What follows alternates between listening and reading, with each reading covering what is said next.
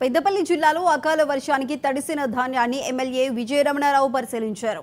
Market అధికారులతో కలిసి తడిసిన ధాన్యం కుప్పలను పరిశీలించి రైతులకు భరోసా ఇచ్చారు.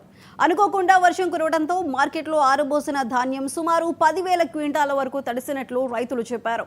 అలాగే వరద నీటికి పెద్ద మొత్తంలో ధాన్యం కొట్టుకుపోయిందని రైతులు ఆవేదన వ్యక్తం చేశారు. దీంతో తడిసిన ధాన్యం మొత్తాన్ని మద్దతు ధరకు కొనుగోలు చేస్తామని ఎమ్మెల్యే హామీ ఇచ్చారు. రైతులు ఎలాంటి అపోహలకు పోకుండా మార్కెట్లో ధాన్యాన్ని ఆరబోసుకోవాలని కోరారు.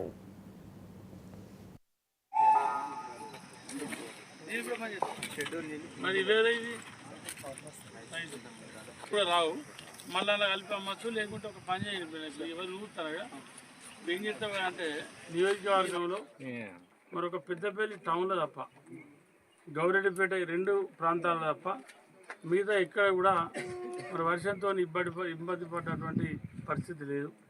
ఇక్కడ కొంతమంది రైతులే వడ్లు కొట్టుకుపోవడం, మరి వాళ్ళంతా కూడా పరదలు కప్పుకున్నా కూడా కిందికి వెళ్ళి నీళ్ళు రావడం, ఇట్లా రకరకాల ఇబ్బంది పడ్డా ఉన్నారు రైతులందరూ కూడా.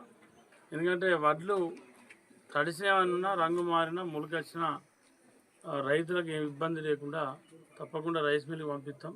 రైతుకి ఎక్కడ నష్టం కాకుండా చూసే బాధ్యత 100% నాది అని గతంలో చెప్పినా, ఇప్పుడు చెప్తున్నా.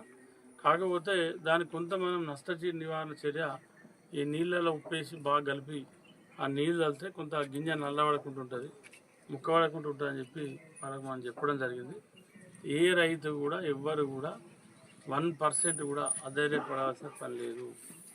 100% రైతుకు అన్ని విధాలుగా మేము ఏదైతే సెంటర్ ఇనాగ్రేషన్ అప్పుడు చెప్పినామో, గత 3 విడతలు పోయిన వర్షాకాలం నేను ఎమ్మెల్యే గెలవంగా కాంగ్రెస్ ప్రభుత్వం వచ్చినప్పుడు మద్దతు కూడా ఎవ్వరు కూడా అధైర్యపడాల్సిన అవసరం లేదు.